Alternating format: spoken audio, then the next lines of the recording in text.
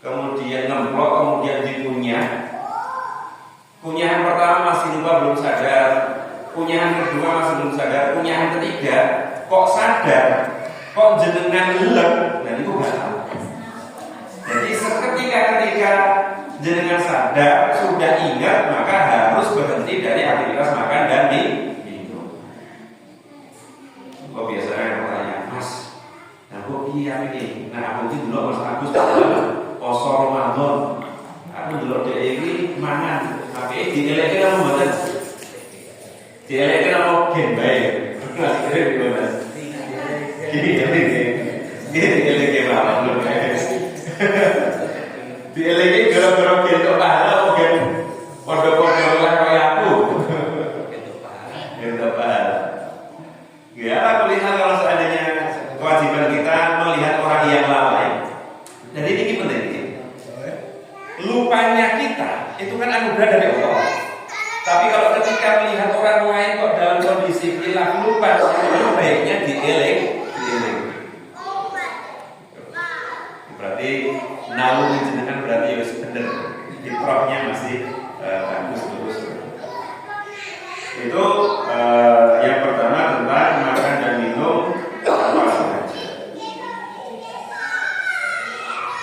Kemudian itu mazhab jumhur yang mengatakan orang lali yang terkudu kodok di katanya Imam Malik. Tapi kalau jumhur senengnya lali ya kalau pulang poso ini tidak apa-apa. Kemudian yang ketiga, adik-adik, Mas Abbas, Mas Kenzo,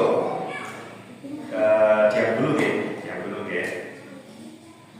Yang nomor 3, usuluna lana kafin lil badani la jauh min manfaadin maftuhin. Niki termasuk fikih lintas mazhab. Kata-kata manfaadun maftuh. Manfaat maftuh itu lubang terbuka dalam tubuh kita. Itu kalau ada sesuatu yang masuk dari lubang-lubang tertentu itu, maka itu adalah batal. Tapi kalau masuknya bukan dari lubang tertentu tadi, yang manfaat maftuh, maka tidak batal. Maka nanti nomor 2 ini istilah manfaatun maftuh. Coba kalau pengen ngiroke dengan manfaatun maftuhun, lubang yang lubang alami dalam tubuh kita. Nah, di antaranya dimaksud manfaatun maftuh adalah mulut, kemudian hidung, kemudian ubul dan dubu. Itu kalau seandainya ada sesuatu yang masuk dalam lubang-lubang tadi, saja di pembuatan panganan, maka tetap telinga sama mata termasuk buatan dihitung manfaatun maftuh. Ya dia memang lubang, cuman dia tidak dihitung sebagai manfaatun maftuh. Termasuk mata, ini kan jaraknya lubang. Kalau itu termasuk. Kalau yang tidak termasuk manfaatun maftuh itu telinga sama mata. Konsekuensinya adalah konsekuensi positifnya. Jadi kalau seandainya dengan pas puasa betul tetes mata itu nggak membatalkan, atau mungkin pakai tetesan telinga itu nggak membatalkan. Karena yang dianggap lubang membatalkan masuknya itu adalah hidung, kemudian mulut sama ubul dan dubur.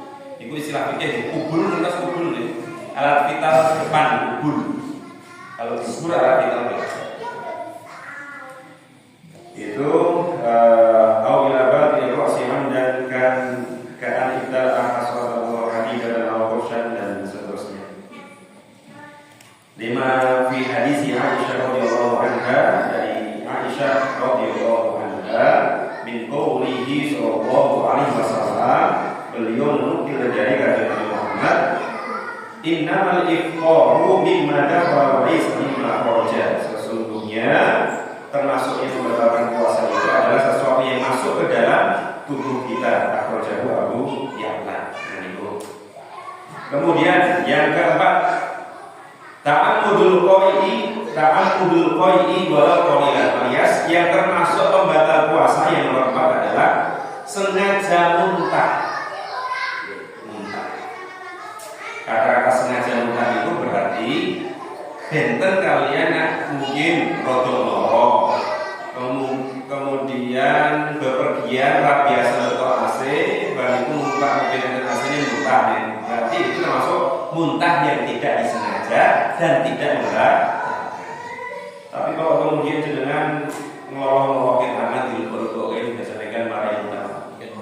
Nah itu akhirnya kok muntah dipancing-pancing dengan sengaja kok akhirnya muntah, maka puasanya batal.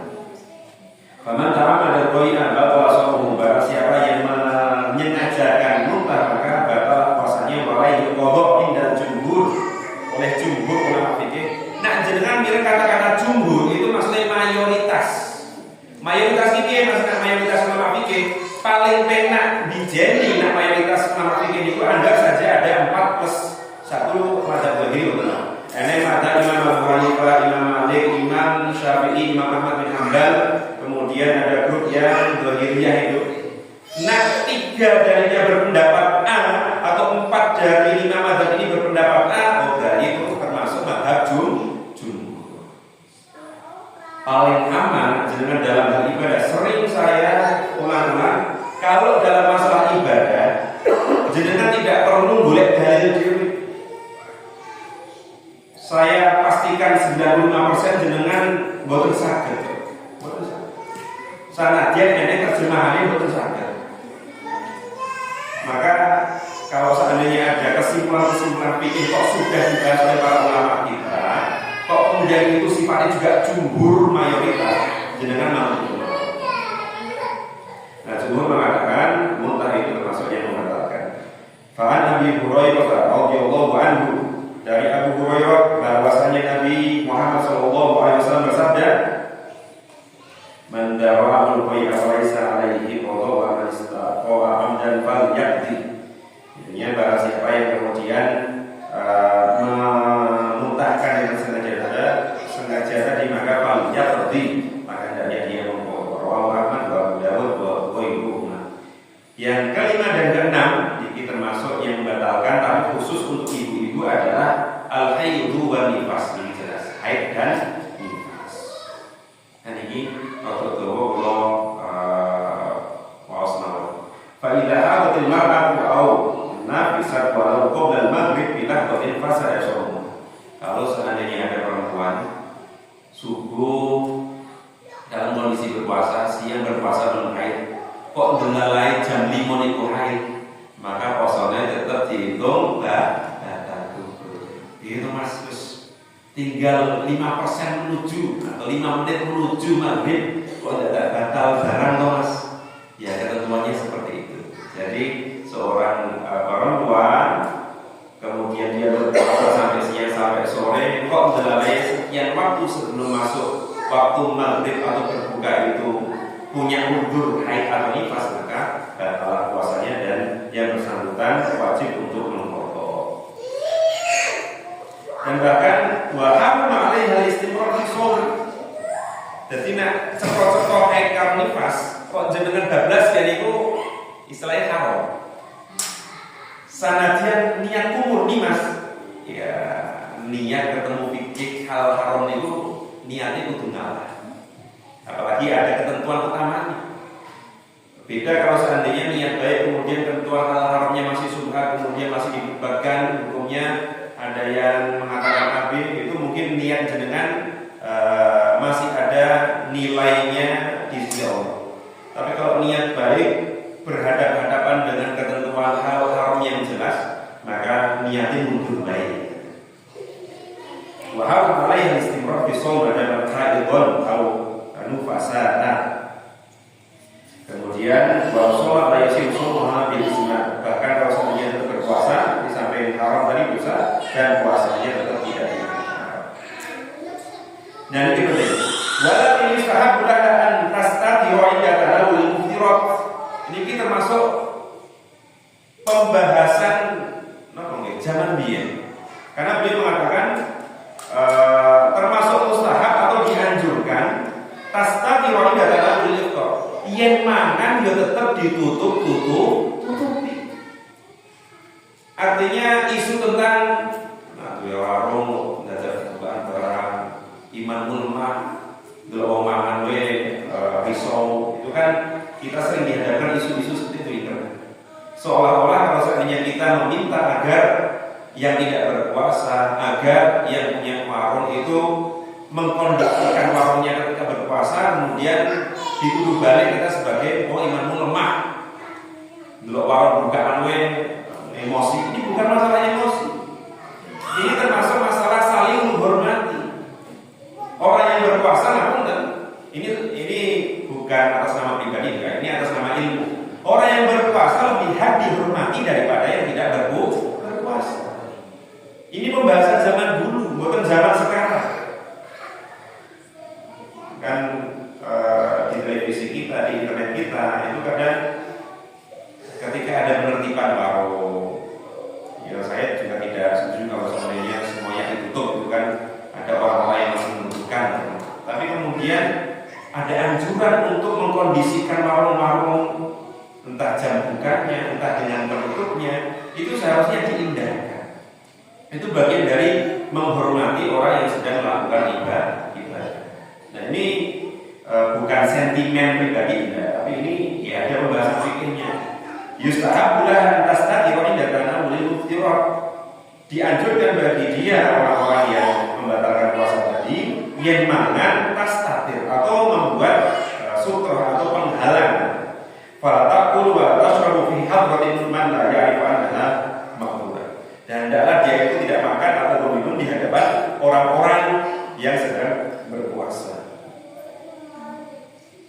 Kemudian fa'idha inqata'a haiduha wa nifasuha qabla fajri.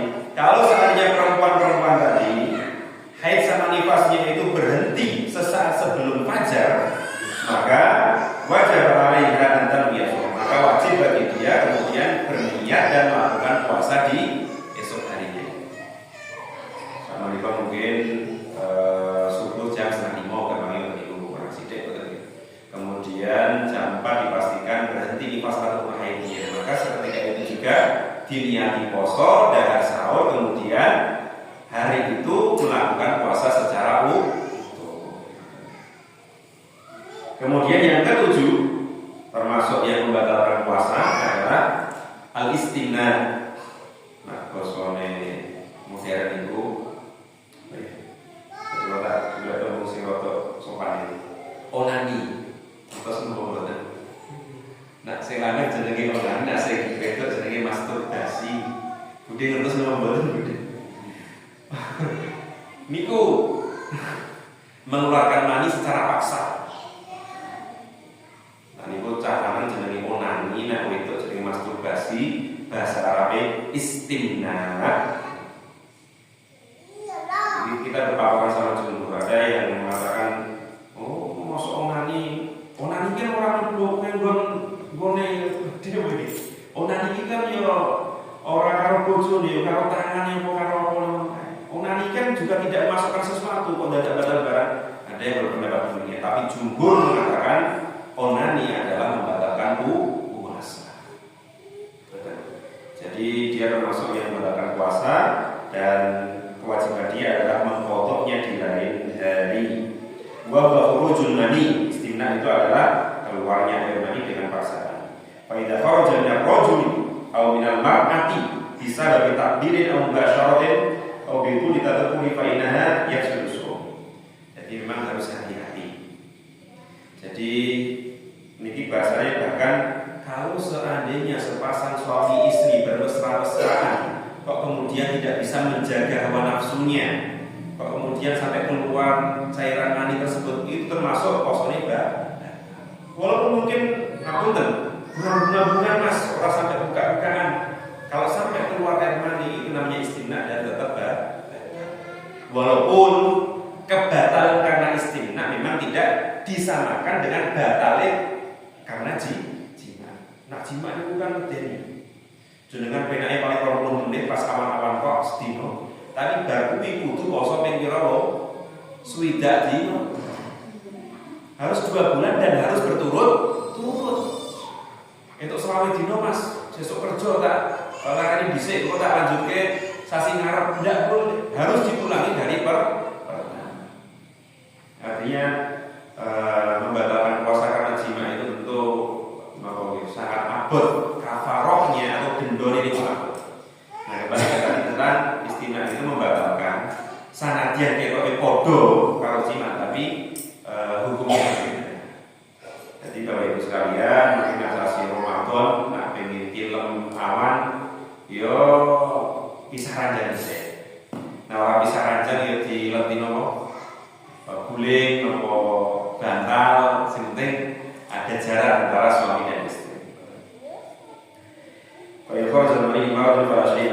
Tapi kalau keluarnya mani itu 5 mautin karena sebab sakit kan maka itu tidak apa. Termasuk mungkin ada beberapa orang kecapean kemudian keluar mani itu bukan istimna, jadi tidak batal.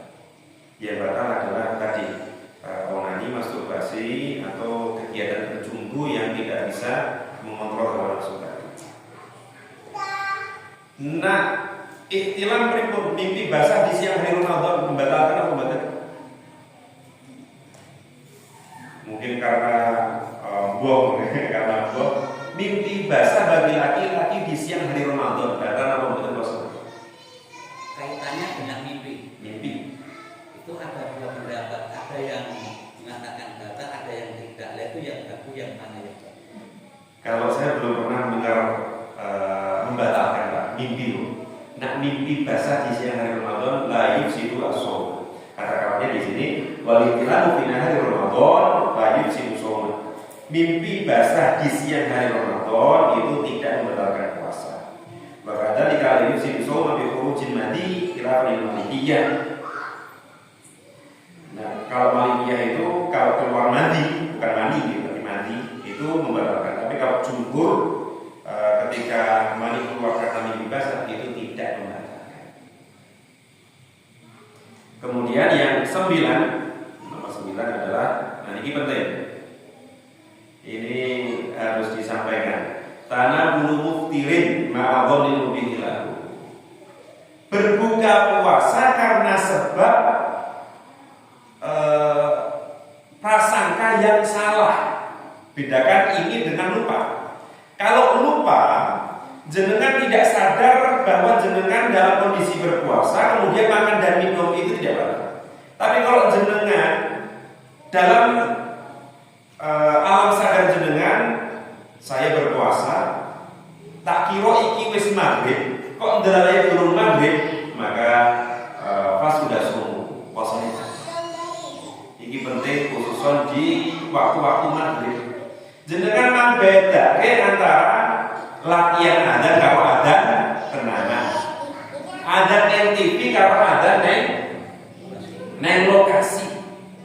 Jadi tanawul muftirin ma'adhamu bilahu.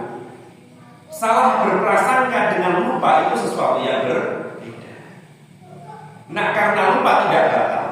Tapi kalau karena tak kira adzan Mas, itu termasuk yang membatalkan puasa. Faman tanawal muftirun wa yadhun baqa'ul lail. Barang siapa yang makan kemudian dia masih menyangka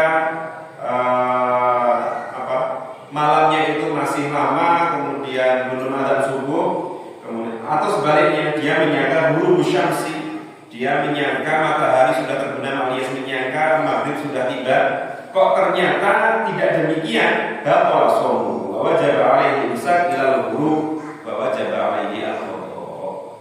Jadi tetap harus mengqadha. Wa ana in kana rafa'ala dzalika fi soyan taqawwu, kejaba siang taqawwu. Kalau siang wajib batal. Kalau siang taqawwu maka insya Allah itu termasuk yang ma'fu anhu. Wa hadza madhhab ilaihi al-imam al-arba'ah. Ini adalah pendapat imam mazhab yang itu termasuk yang membatalkan puasa dan harus mengqadha. Kalau membatalkan puasa dan harus mengqadha kafarah, ya tadi orang yang berjimat di siang hari Ramadan niku muga-muga mboten enten sing kedaden ngoten niku. Ini termasuk bab yang terakhir saja tentang ma yufsidu shauma ala rajul. Kalau tadi sebelumnya sudah yang dibolehkan saat berpuasa sudah, yang makruh saat berpuasa sudah, yang membatalkan saat puasa sudah. Kemudian sekarang ada semacam perbincangan kira-kira ini batal apa orang. Kalau beliau Syekh Muhammad Bakar Ismail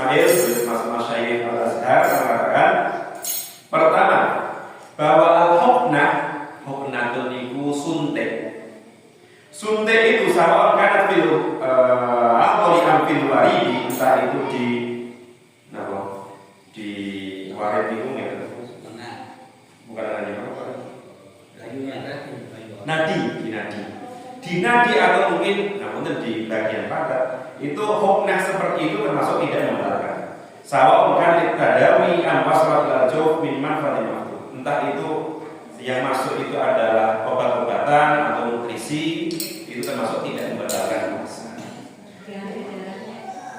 Diambil darahnya tidak membatalkan puasa.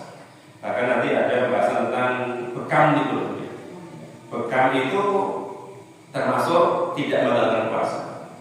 Itu hadisnya tidak satu, tapi setelah dipertemukan beberapa hadis disimpulkan bahwa bekam yang dibekam atau yang membekam tidak batal puasa. Termasuk ini hukmah itu kan sebenarnya aslinya suntik, tapi kemudian dianalogikan atau disamakan dengan suntik, yaitu infus. Walaupun kalau pribadi kalau itu saya kemudian oke lah, infus tidak membatalkan puasa. Infus tidak membatalkan puasa. Tapi kalau seandainya itu saya, aku diinfus dan saya harus minum obat agar saya cepat sembuh, nah bro ya udah cepat sembuh, kemudian bisa melakukan puasa secara normal. Sekali lagi, infus tidak membatalkan puasa. Cuma, nak jenengi infus itu kan berarti jenengan sakit. Nah, jenengan sakit berarti boleh untuk tidak berpuasa, kemudian dimaksimalkan untuk penyembuhan kesehatan. Dan ya memang ada yang memilih infus baiklah, tetap kosong. Jadi kalau kemudian jenengan infus kok, padahal agar cepat sembuh itu harus minum obat, itu kan termasuk yang akhirnya kontradiksi. Ini pilihan. Masalahnya bagaimana mau dikembalikan ke masing-masing, ini pilihan. Infus kemudian suntik. Infusnya ini mas, akhirnya ulama tidak membedakan entah itu infus yang vitamin atau infus yang cairan biasa. Karena apa? Dia dihukumi tidak masuk melalui manfaatun maftuh yang kita sebutkan tadi. Maka termasuk yang kedua yang tidak dianggap membatalkan puasa adalah al-kahlu wal qatratu wa nahwuhuma. Bercelak dan meneteskan atau air drop itu, tetesan mata, obat tetes mata itu juga tidak termasuk membatalkan puasa. Faman ittahala fi nahari Ramadan yafsudu shaumuhu ala wasala min syai'il halaki indal Hanafiyah wa Syafi'iyah. Walaupun memang ketika jenengan netes ke obat mata itu yang rasanya betul, yang telak gitu. Tapi karena dia masuknya bukan dari manfaatun maftuh tadi, bukan dari sini, bukan dari sini, maka dia termasuk yang dihukumi tidak membatalkan puasa.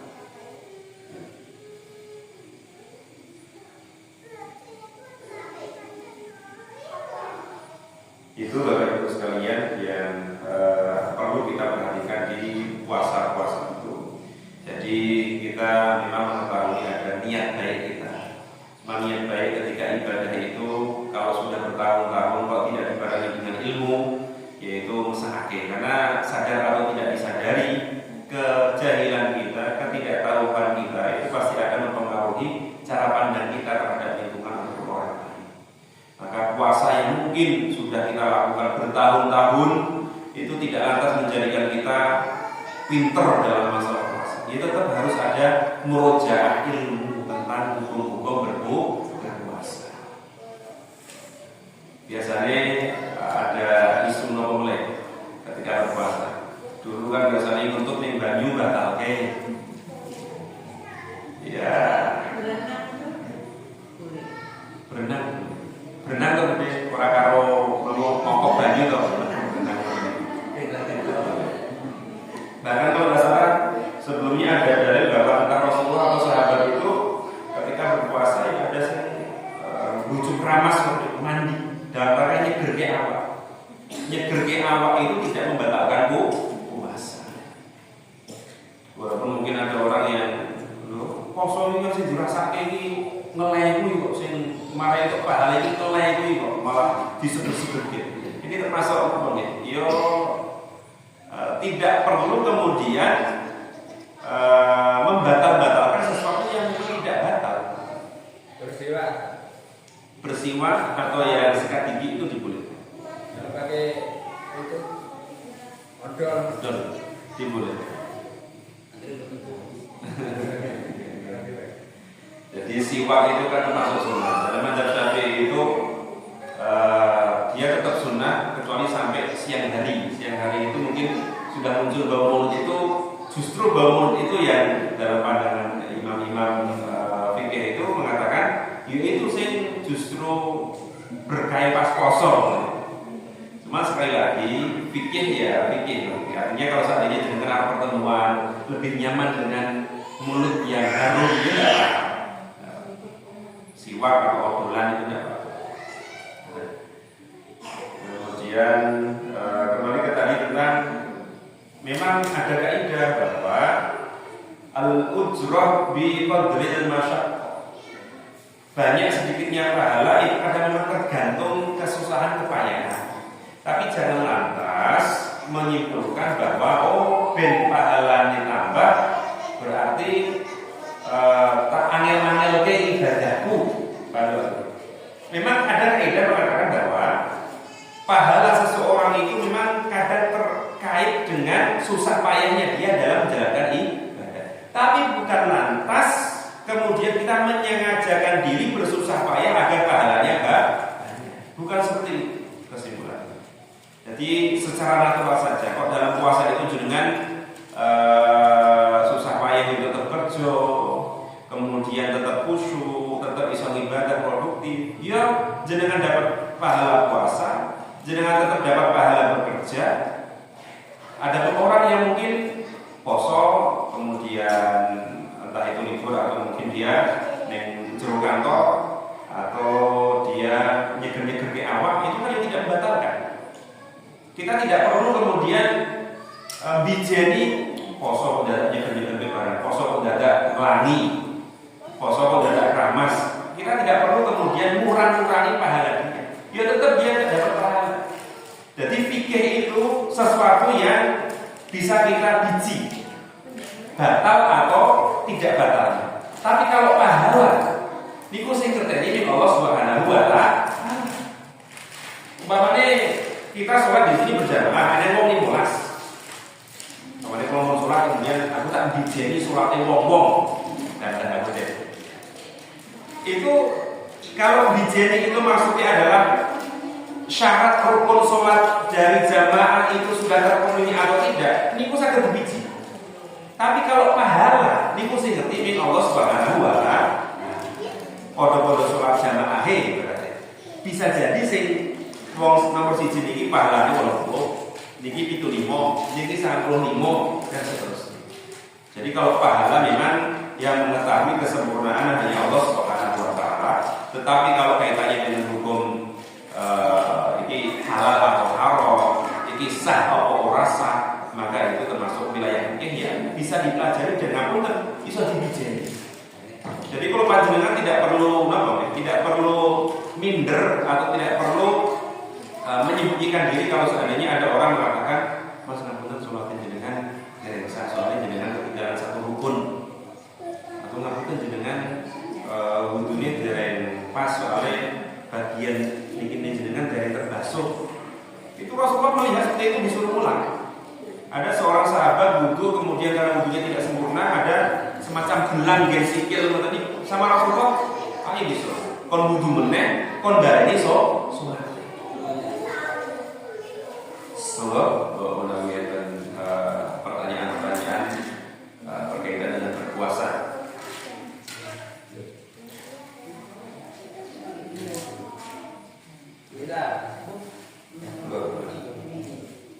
Biasanya wong bisa ngoten iki. Kadang itu nak suruh apa itu setelah 5 waktu itu enggak mau atau belum mau. Tapi setiap Ramadan pasti iya puasa. Usaha-usahanya puasanya itu diterima apa tidak? Terima.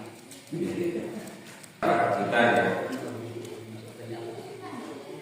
Rukun Islam yang 5, rukun Islam yang 5, yang paling menjadikan seseorang itu masih dalam kondisi Islam atau kafir itu pertama adalah syahadat.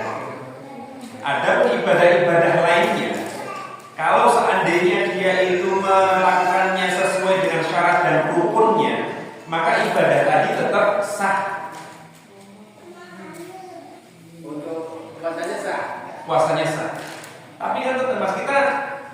posonya tetap sahih. Kita tidak perlu minder karena dia masih punya tanggungan sholat. Artinya sahnya puasa dia itu tidak lantas kemudian menggugurkan kewajiban-kewajiban sholat dia yang sengaja dia tinggalkan. Tapi kalau ditanya, contoh, gajinya sah orang mas, ini gajinya tetap sah, puasanya tetap sah. Ketika dia zakat, selama syarat dan rukunnya terpenuhi, zakatnya tetap sah. Tapi bahwa dia meninggalkan sholat secara sengaja, ya dia tetap berdosa. Baru kemudian permasalahannya nanti, ukuran muslim atau kafir itu apa maksud? Apakah meninggalkan puasa atau enggak? Itu ada batasnya. Kalau saya mengikuti pendapat bahwa, dan bahkan Syekh Abdullah bin Baz dari golongan Salafi yang biasanya itu keras itu mengatakan bahwa tetap dirinci orang meninggalkan sholat itu karena apa? Kalau dia meninggalkan karena meyakini sholat lima waktu tidak wajib, mau nggak mau dia sudah harus sholat atau zakat atau dia. Kalau dia benar-benar mengingkari kewajiban sholat lima waktu, ini sesuatu yang nggak ada perbedaan pendapat menurut saya. Remeh. Kemudian dikandang terus, sirrokan Gusti Allah boten. Ilmu Allah yang diberikan kepada manusia itu mengatakan secara qot'i itu tidak ada perbedaan pendapat, mengatakan bahwa kalau seandainya ada seorang kok mengaku muslim kemudian menyangkal kewajiban sholat lima waktu, dia kafir. Dia kafir. Salat yang poso, zakat, dia kafir. Tapi kalau seandainya itu yang pertama tadi tidak meyakini kewajiban, dia otomatis kafir. Tapi kalau dia itu janjinya masih meyakini kewajiban dia, tapi dia tahu kata haunan atau takasunan meninggalkannya karena malas-malasan, dia tidak kafir dia, tapi dapat dosa.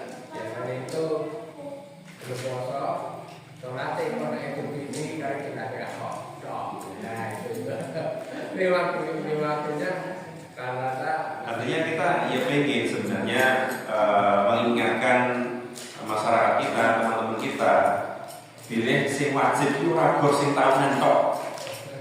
Ya kan ya ngapunten. Ada surveinya itu. Kaum muslimin Indonesia itu ketika disurvei antara sing nindakake salat karo poso, luwih oke sing nindakake poso.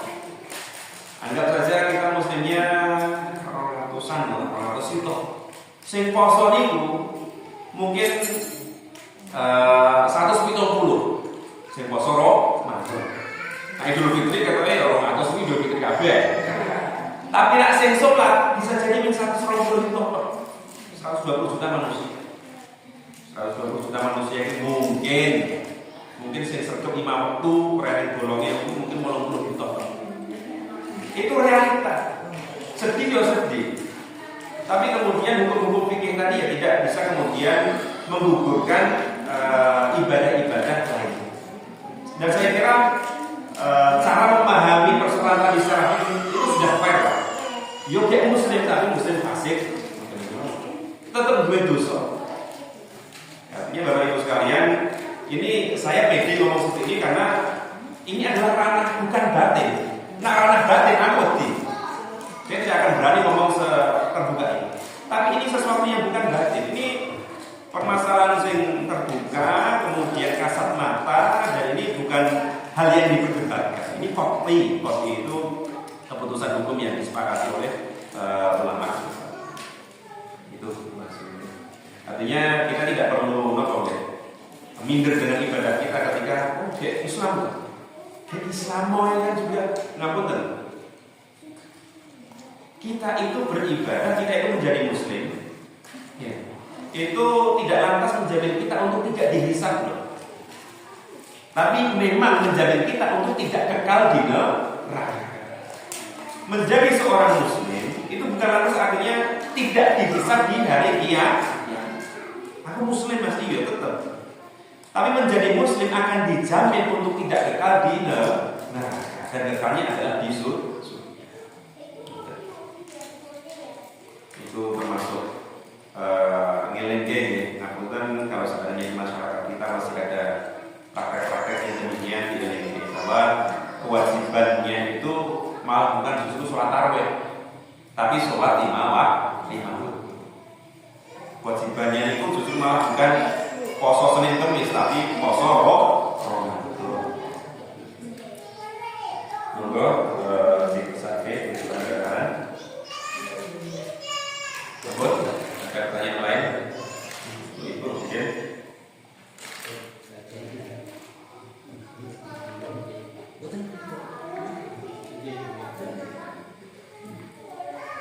Ini sambil kita katakan tentang ada mubihah. Ini tambahan tentang orang-orang yang dibolehkan untuk tidak berpuasa. Kita mau nih. Pertama adalah orang yang sakit, kemudian kedua adalah orang yang safar. Itu termasuk orang-orang yang dibolehkan tidak berpuasa. Yang ketiga dan keempat adalah orang yang hamil dan menyusui. Itu dikatakan tidak boleh tidak berpuasa, maksudnya adalah dia tetap punya kewajiban berpuasa. Tur, engkau nak wis ora lara, engkau nak wis ora safar, engkau nak wis ora nyusui ataupun hamil. Yang kelima adalah orang yang kibrus sinni atau orang yang sudah tua renta. Nah, tua renta ini dalam pikir memang tidak ada ukuran tahun nih. Nah, sudah limo, tapi kemudian dia wis nak poso rong dino ini mlebu rumah sakit terus, ya berarti dia tidak berkewajiban puasa. Tapi orang-orang yang kita sebutkan tadi, ada yang harus menggantinya dengan qadha, berpuasa di lain negeri. Ada yang menggantinya boleh dengan fidyah. Fidyah itu memberikan makanan kepada orang miskin. Misalnya tak, misalnya fidyah. Kalau secara hadis niku pakai mut niku yo semene lah rasane. Nggih. Tapi kemudian niki jenengan perlu paham kenapa zakat fitrah kemudian fidyah itu kok beda-beda tuh Mas? Ya karena memang secara hadis itu munculnya adalah genggaman makanan. Pada Rasulullah itu tidak dalam bentuk makanan jadi enggak, tapi dalam bentuk satu mud gandum loh. Tapi kemudian sekarang di era modern dikonversi menjadi rupiah. Pertama, boleh nggak fidyah diganti dengan uang? Kalau saya mengikuti pendapat yang boleh.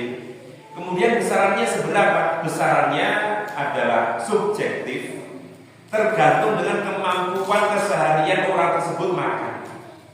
Nah, jenengan keluarga, ngapunten saya biasa yang prasejahtera, mangan hari-hariannya mungkin soto sing regane 8.000, maka dengan uang 8.000 itu jenengan sudah bisa menggugurkan fidyah.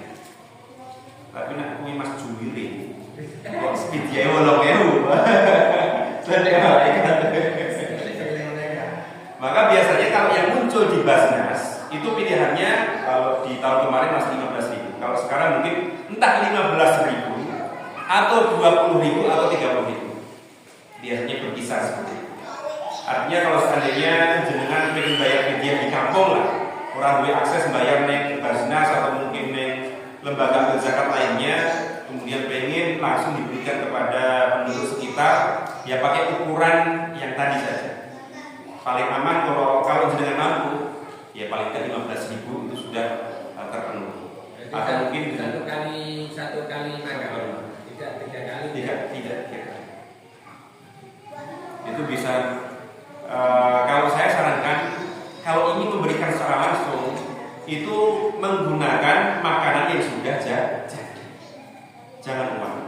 Kecuali kalau jenengan menggunakan perantara kalau les seperti itu dengan uang tidak. Bisa dipahami ya? Kalau jenengan mau langsung, pakai langsung porsi makanan saja dalam bentuk. Kalau langsung harus misalnya kita 1 bulan, kita kan nggak bisa dengan makanan yang langsung, harus dengan uang. 1 bulan ya. Misalnya kan kayak hamil atau menyusui, nggak bisa puasa 1 bulan.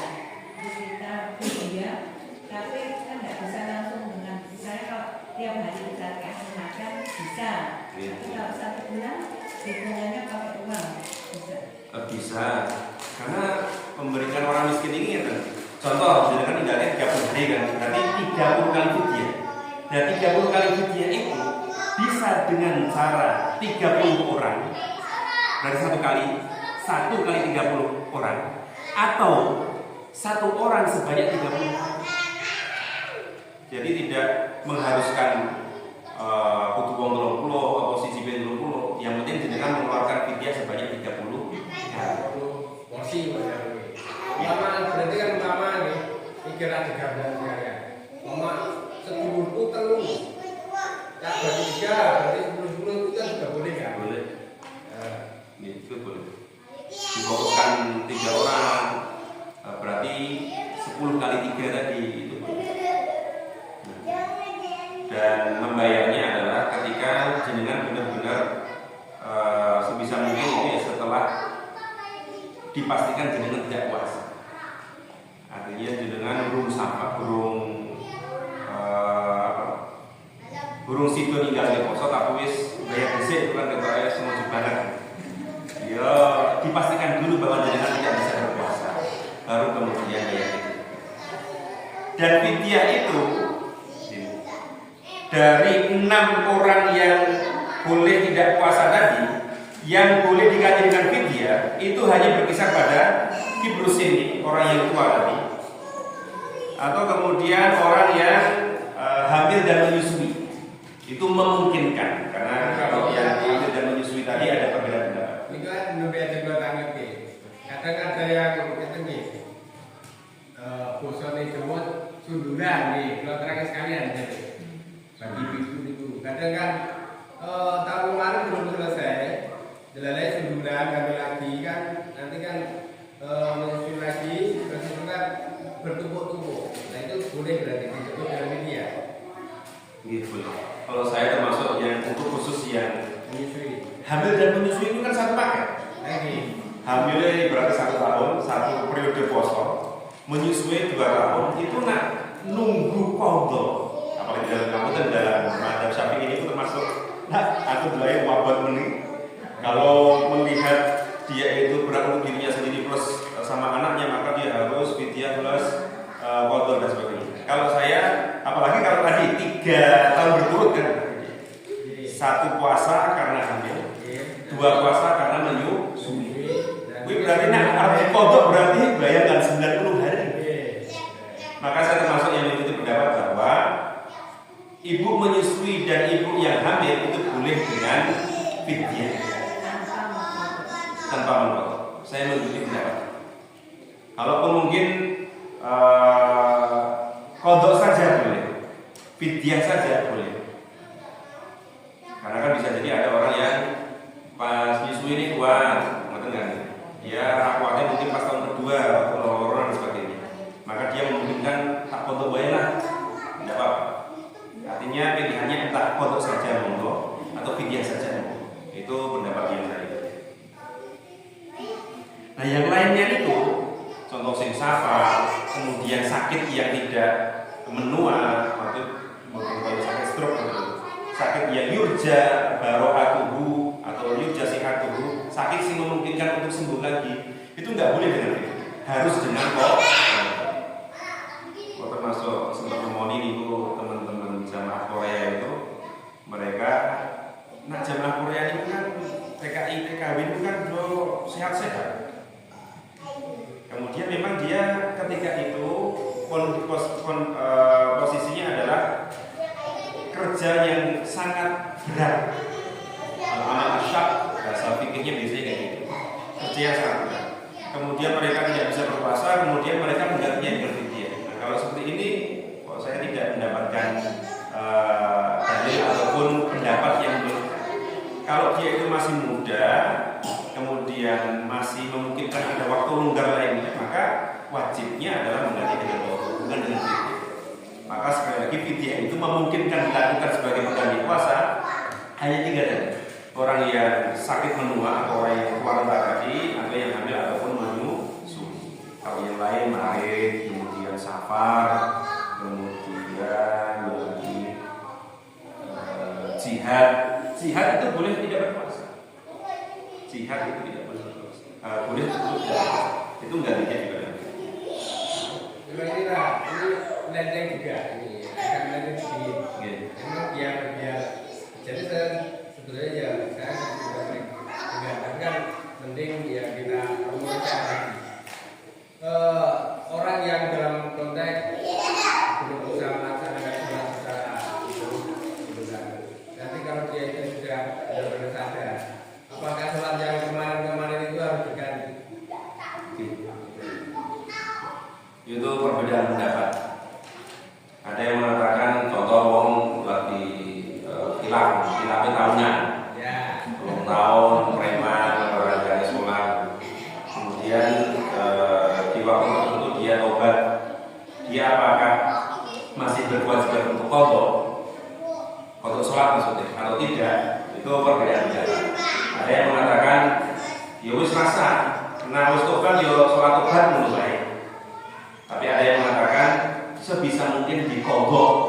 Buat jumlah piro iso piro sebisa mungkin diqadha. Qadhanya bagaimana? Kalau Anda menjalankan sholat zuhur, dia tambahin 4 rakaat lagi untuk waktu sholat zuhur yang dulu. Itu saya kira itu pendekatan yang sama-sama APE. Tidak perlu tidak perlu diganggu lah. Jadi kalau seandainya ada seseorang dengan sudah memilih salah satu pendapat tadi, ya semoga saja. Artinya kalau seandainya ada orang mau berbuat baik, mau tobat kok dihadapkan dengan perbedaan yang kemudian diruncingkan, dikonfrontasikan di hadapan umum, ya wis pernah promosi endi nyaman kok apa ora, ya silakan ditindaknya. Kalau ada tambahan, kamu ya?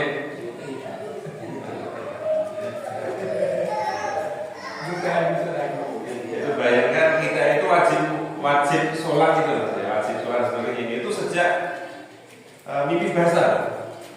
Padahal kan mimpi basah itu putra-putra jenengan mimpi basah betul kan betul. Mimpi basah itu takwil. Lagi yang kita 14 sampai 15. Aku ini katanya mungkin SMP kelas 1 atau kelas 2 waktu itu. Bayangkan SMP kelas 1 ya itu sudah berkewajiban sholat. Ninggal itu kan berarti mungkin banget kalau seandainya ada.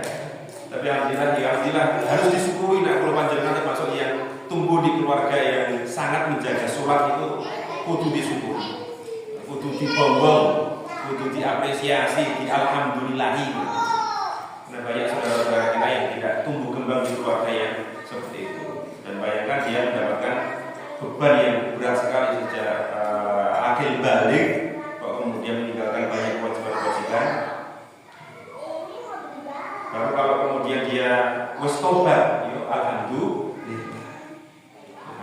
Itu Allah alam bisawab, semoga ini bisa kita merojai bersama di malam hari ini, dan semoga dengan ilmu yang Allah titipkan kepada kita bisa menyemangati lagi korban jenengan untuk bermajelis ilmu.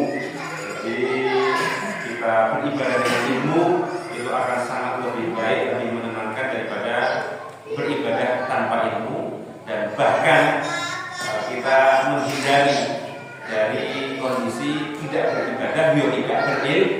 Nah, itu bila ingin, semoga kita dijauhkan dari rasa malas, dijauhkan dari maksiat dan dosa, dijauhkan dari kejahilan, dan semoga Allah tuntun kita menuju cahayanya, menuju taufik hidayahnya, menuju ilmunya. Amin ya rabbal alamin. Usini bayar kepada Allah. A'udzubillahi minasyaitonir rajim. Bismillahirrahmanirrahim. Allahumma shalli ala sayyidina Muhammadin mutasyakirin hamdan hamdan yukafi ni'amahu yukafi masidah. Ya rabbal alamin ya bagi jalal wajhikal karim wa 'azimi sultanik. Allahumma ighfir lil muslimina wal muslimat wal mu'minina wal mu'minat al ahya'i minhum wal amwat.